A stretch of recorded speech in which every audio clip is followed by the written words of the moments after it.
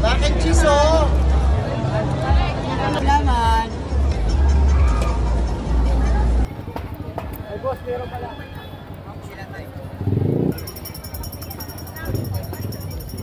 Ano yung boss?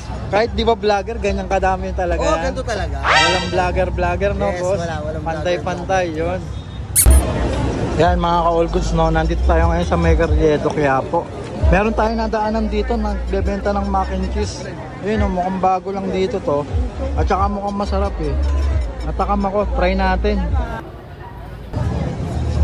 Yung bossing, magandang araw. Good afternoon po, kuya. Mac and cheese po. Magkano po yung mac and cheese nyo? Macaroni and cheese po, 60 pesos lang po. May Ano yan, garlic sir? bread na kasama. Homemade nyo po yan, sir? Homemade po, ako po nagluluto po. Sige nga, boss. Pa-order nga po. Sige po. 60 pesos, no, boss? Yes, ilan sir? Isa lang, boss. Okay. Anong oras kayo nag-open dito, boss? Alas 12 po ng tanghali, sir. Dito kami sa 60 lang po. 60 daw. May garlic bread na. Ayan, bali ano yung nilagay mo, boss? Cheese sauce. Cheese sauce. Tapos, may bread pa, no? Yes, may garlic bread. Itong garlic bread, sir. Homemade din po. Homemade. Ikaw din mismo gumagawa. Ayan. Manyo po. Tapos, overload cheese na siya. Yun, no? Alas Overload. 12, dito na kami hanggang maubos yung supply. Yun, no? Daming cheese, oh. Nakakailang kawali kayo, boss, sa isang Sa araw? isang araw po, nakaka-5. 5? Limang kawali. Ang dami, boss, ah. Gano'ng katagal na kayo nagtitinda dito, boss? Naku, boss, ano pa lang. 2 linggo. Kaya pala ngayon pa lang kita nakita. Yes, kasi may pwesto kami sa Arlegue talaga. Ano yan, boss? Kahit di ba vlogger, ganyan kadami talaga. Oo, yan. ganito talaga. Walang vlogger, no, Yes, boss? walang Pantay-pantay, yun. Sige, boss. Thank Pantay-pantay. you. Ito po, Bossing, ano pong pangalan nyo? Jamal po, Jamal. Saan po yung location niya to, boss? Carriedo po, sa harap po ng Greenwich. Okay po. Sige po, thank you po, boss. Salamat. Ito guys, yung in-order natin kay Bossing. Yan, 60 pesos. Bali, homemade daw to. Siya mismo ang gumagawa.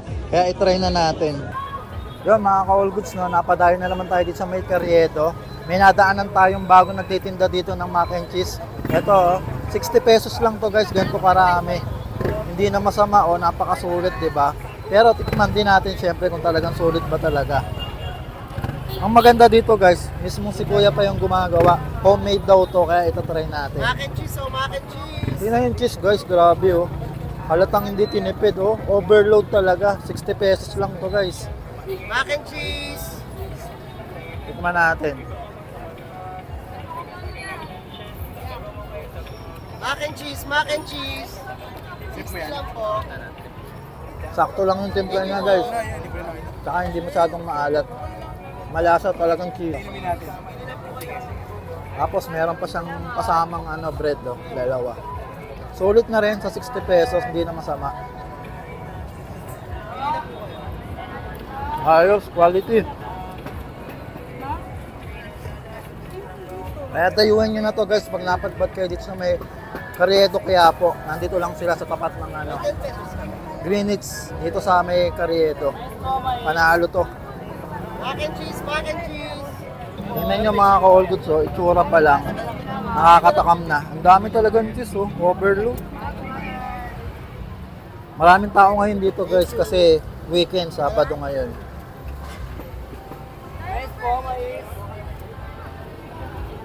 Mac and cheese, mac and cheese. Pag naubos nyo yung isang ganito, sigurado busog na kayo. Sa dami.